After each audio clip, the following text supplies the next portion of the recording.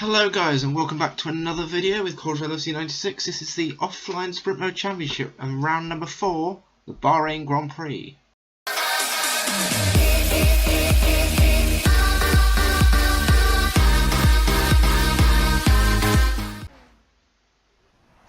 So a dry qualifying session for this one, which is good because a wet one would just be horrific. Load my setup for the Bahrain Grand Prix.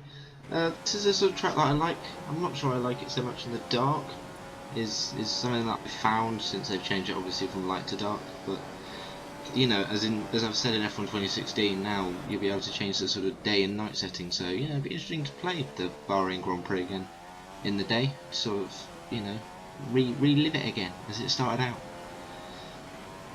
So coming up, we're beating Rosberg. This is what, number 3. I don't know why they want 3rd as a qualifying target. Whether they think that qualifying pace isn't as good as race pace, I don't know. But you know, for Mercedes, you should be pole every time. Such a poor corner there. Rosberg has just gained on us. Right.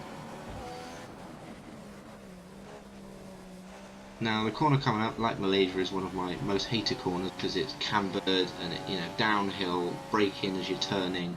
Go left. I get a lot of lockups there, which you'll find in the next sort of part of the race. Get the DRS open. Come on. We're behind Rosberg slightly, probably because we just couldn't get the DRS open. He seemed to go around me then as well. I'll break him into here. I found the ghost that you end up sort of trying to outbrake the ghost, which isn't actually a good idea. Again, I wish we could turn the ghost off, but unfortunately we can. Running wide there, braking early as a result as well. And then going wide, it was just such a poor corner. It all started with me braking early. Done fastest middle sector though. Coming down to the last corner, we need a good exit here. Right, turn in, get on the power early, get on. Yes, good exit. You can see the proximity area disappear, and there we go. Run up to the line, get the DRS open. Oh, I need to get it open. Unbelievable.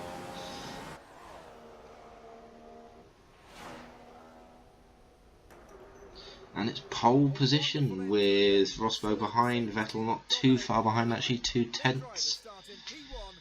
Then Raikkonen, it goes 2 by 2 until you get to the Force Indians again, which has been a recurring theme, which is a bit weird. So we end up with the Mercedes and for the Ferraris, and then the Williams and the Red Bulls, and then so see how this race goes. It'll be an interesting race. It's nearly 6 o'clock in the evening here in Sakir, and that means it's nearly time for the Bahrain Grand Prix. Let's take a look at the grid positions for today's race. Alright, so the pole position is just get this race started. Let's get it going. You have a great chance of taking home the win today. Let's make this work for us. And getting underway, and Rosberg's got a slightly better start than us, but let's see if we can get him on the traction and going up the gears. Might be okay. Let's see if we can get him. He's coming up the inside. We've broken so early then as well. Might have clipped someone there. I didn't see anything in the mirrors, but Rosberg is ahead. Right, Rosberg in the slipstream, come off on the braking marker. We outbraked ourselves slightly, but we managed to get it slowed down. We've overtaken Nico Rosberg there. There's Vettel in 3rd place, as we've seen before, and I think it's a Ferrari of Raikkonen before that as well. Running wide there again, braking. Get in, get in, get in. A little bit wide, miss the apex, and then run a little bit wide as well. Rosberg's going to be honest, kind of like the straight there. I can see with slipstream and everything. It's weird. It's not bad corner. A little bit of a lock up as well on the rears. We get going. DRS down this straight is actually it's a bit useless. I found that it isn't really that great. The slipstream down the straight with the DRS and everything, it isn't really that effective. It's down the main straight where it's most effective. Don't know why that is, but it just does seem to be. You don't ever seem to see many people overtaking down that straight. And now we're getting away from it. So running wide then again. It seems to be a corner which looks easy, and then you just see it closes up towards the end, so you end up running wide quite a lot. So we brake coming up to the first lap. What's the gap to the second yet? 1.4, actually. 135 isn't actually far away from my qualifying lap. I think the qualifying lap was 133.7, something like that. Might be 133.3 actually, so that might be a lap to actually try and beat in this race if we can beat our qualifying lap. So the qualifying lap wasn't actually that great. Rosberg now in the mini-map as you look, coming under pressure from Vettel, and then Raikkonen behind, then a little bit of a gap probably to the Williams or one of the Red Bulls. He's closing up fastest middle sector. Right, fastest first sector, sorry, course be the fastest first sector. Braking to get away from Rosberg more, even further, this is good, running wide again slightly, get it up into Rich, need to watch the fuel there towards the end of the race. Although mind you, as I think I said in China, you don't seem to, the fuel in this seems to be, it doesn't ever seem to go down, it almost seems to rise, which is a little bit weird. Might be something to be patched near from 2016, but we'll see. Breaking down, I want to see what we are for the middle sector. Are we up? I think we're up, so we haven't really had to fight Nico Rosberg into the second sector, so that's fine. Didn't run wide there, a 10th up, see if we can get it in. It's a much better corner. And as it closes up, yes, better. 2.4, 4/10 to Vettel from Rosberg as well. Breaking down to the last corner. Perfect. Alright, what's our lap going to be? Let's see if we can get our fastest lap, get it up into Rich and everything. And then obviously no DRS. 1:33.0 is definitely faster than our qualifying time, I think. Correct me if I'm wrong though in the comments. We've got 3 seconds to Rosberg, another 2/10 on that to Vettel. Vettel's got, Vettel not quite. They are definitely, you can almost throw a blank over those three in the mini-map, although we might not be able to see them for much longer because they are getting away. Now Vettel's having to fight from Raikkonen as well. Fastest first sector again by 2/10. Good first sector. All because we're in rich mix, all the way down that straight. And the sort of second smaller straight up to this section.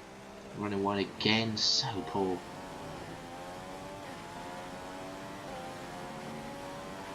Right, probably should look at the fuel at some point because our little petrol light's coming on. Obviously that doesn't really give a huge indicator because that sometimes comes on like 2 laps before the end of a race. If you're doing like 50% or 100% races.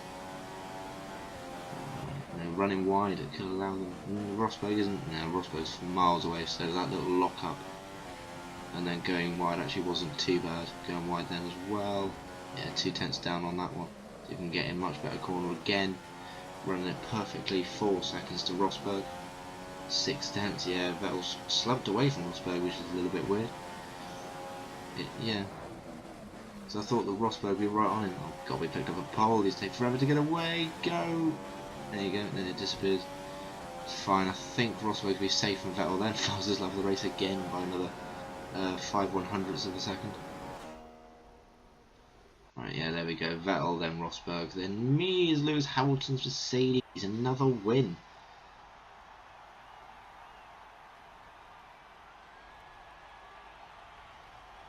Also, I do love this podium ceremony bit. It was a great addition to F1 2015 and something that has been missing from the games before. It's just a lot missing from games before that could be in this one, but obviously will be in F1 2016. If you haven't seen my 2016 feature video, by the way, I do recommend that you watch it because it does give a lot of information about the next game and how exciting it's going to be because it's been an awesome game.